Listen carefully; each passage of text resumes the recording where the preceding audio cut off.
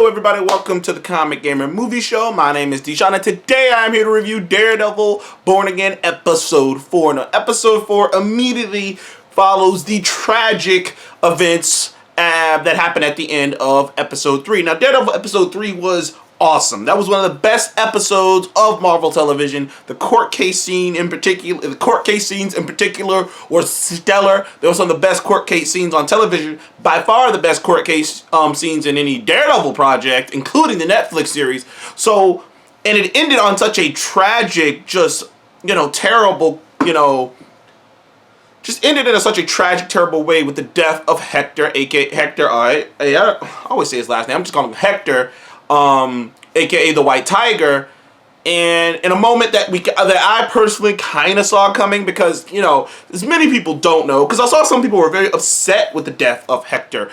It also hits a little home even harder when you realize that the actor who portrayed Hector in the show, who did such a great job, actually legitimately passed away, I believe in 2023, or maybe it wasn't 2023, but he passed away not a year or two ago from cancer. So there's even an added bit of sadness when you realize, like, this character, this version of this character, Hector, not only did this version of the character die, but the actor died. So, like, there will almost be a connection between the actor who played this character in the MCU and MCU lore, because they're going to have another White Tiger. So traditionally, White Tiger is played by Hector's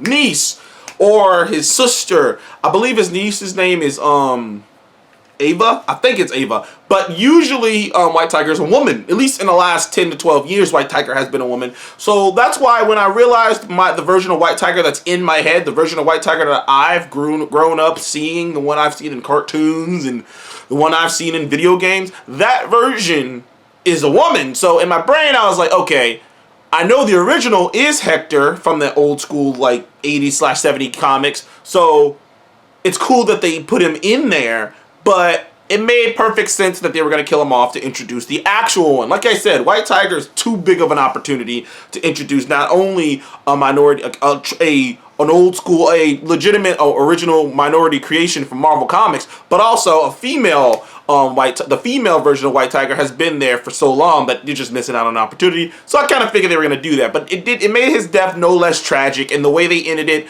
with the sound of those frogs or whatever from Puerto Rico that he was talking about in the early episode, it was a very sad thing, and you knew that this would shake Matt up somehow. This would affect Matt, and it did. It very much so did. I mean, the episode starts off with Matt retrieving his the last things that he had on him, and asking about how he died, only to be confronted by his niece, who's just, having a hard time of it, and she's just saying, talking about the system and how no one's gonna really investigate this, and how the cops killed him, so no one's gonna investigate this, and Matt trying to almost, which is the crux of the entire episode. So this episode has become very divisive amongst the community. I feel like we were all on board with Episode 3. We all kind of thought something was going to go down. But I don't know.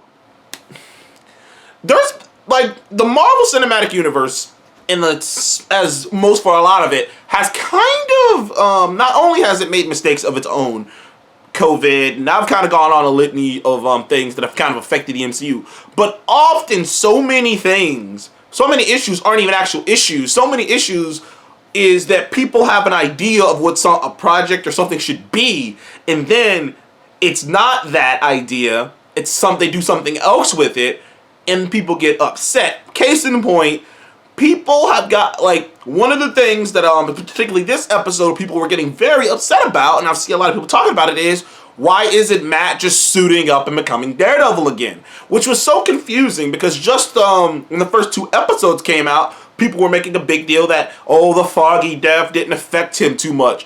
Whereas in this episode, in the episodes prior, you can clearly see how the death of Foggy has affected him. In fact, this entire episode is building to that moment where they reintroduce Frank Castle the Punisher, and you really find out what Matt has been hiding within himself, what he's been kind of pretending away, which is that he's not over Foggy's death. It's really fucked him up. He's been trying to just, find a different path But throughout the course of this episode, this entire episode is about both Wilson Fisk and Matt Murdock realizing the limitations, both from a negative standpoint and a positive standpoint of bureaucracy, of the system, of the flaws in the system, which is why they focus so much on both Matt and Wilson dealing with doing normal ordinary, being a normal lawyer and dealing with this one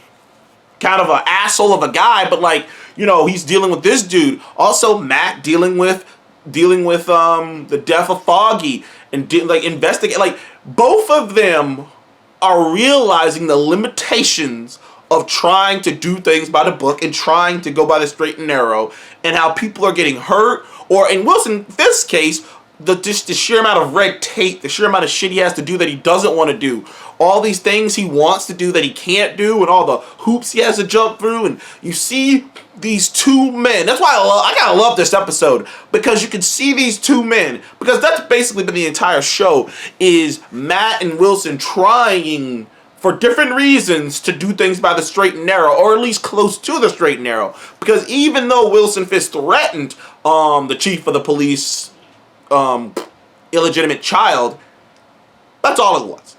It was a threat. It was him just pointing out he knows she has one. He didn't kidnap his daughter or anything. Technically, he hasn't done anything like his old criminal self.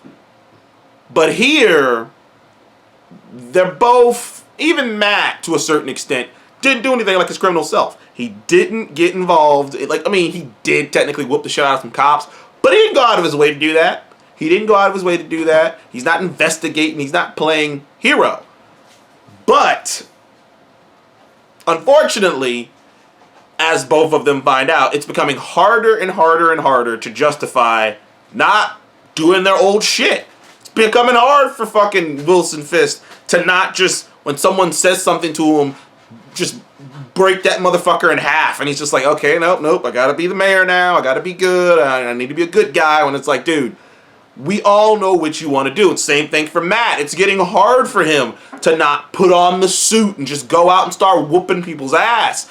But the longer as the episode goes on, they both tiptoe. Matt, and the fact that he goes back and he does pick up his Daredevil Billy Club. He does start practicing with it. He does start getting in the groove. And Wilson, when you realize that, yes, he did have a very stimulating conversation with Adam. You know, Adam, the one who had an affair with his wife while he was gone. Yeah, so Wilson took that very nicely. So he took it nicely by capturing Adam, hiding him in a cellar in a cage, and eating gourmet food in front of him. So, and also I love the food thing. That was such well writing, because when you first see Wilson Fisk, first of all, the real actor Vincent D'Onofrio lost a lot of weight. You know, good for him. Good. I mean, that's great. I mean, he was a bigger guy. I mean, he's still a big fucking dude, but you know, he lost some weight. So to explain his weight loss, they actually kind of wrote it in the story that he's on a healthier diet because he's trying to be a better person. But I love it because, like, when they show him eating in the beginning of the episodes, he's eating like an omelet and one fucking string bean. It's for a guy that size, you're like, dude, this can't be filling. And I love it. He goes down to his dungeon where Adam is locked up in a cage, and now he's eating this nice size freaking big gourmet meal. You're like, I love the metaphor for it. It's like, this is who he really is. Same thing with Matt. Matt leaves the room, by the end of the episode, Matt leaves the bedroom with his girl who's supporting him, to go into his other fucking dungeon with all his weapons and his helmets and his gear, because he's not in that headspace right now. He's getting in Daredevil headspace. But the killer of the episode, by far, was the conversation between Matt Murdock and Frank Castle.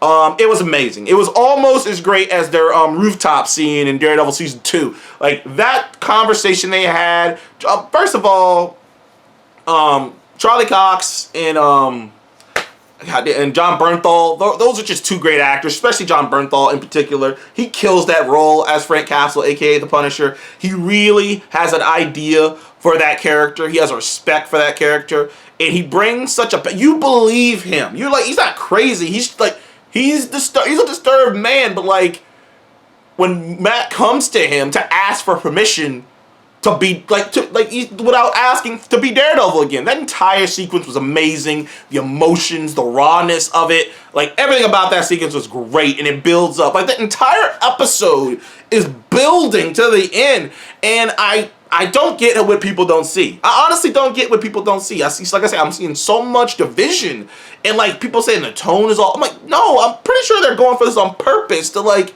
show like they're trying and it ain't working. Like it's a build to him, because like that's the big complaint I'm seeing is, why isn't he wearing the suit? Why isn't he wearing the suit? Wait a minute, you just said, why isn't he taking the death of Foggy more seriously? Why isn't that affecting him more? But now you just wanted him to throw the suit on like it was nothing? Like he just said he doesn't feel like he deserved the word. Like, why wouldn't he try to handle it himself before he put the suit on? Like, I don't get it. Right now I just feel like people love the bitch. But anyways, I love this episode. This is my first 10 out of 10 episode. I loved it. I love the build up. I love the crescendo of it. I love that it was like this parallel. Like it was these two guys paralleling, realizing almost simultaneously, this shit ain't gonna work. But anyways, thank you guys for joining the Comic Guy Movie Show. Please remember to like and subscribe, and I'll see you guys on the next one. Goodbye.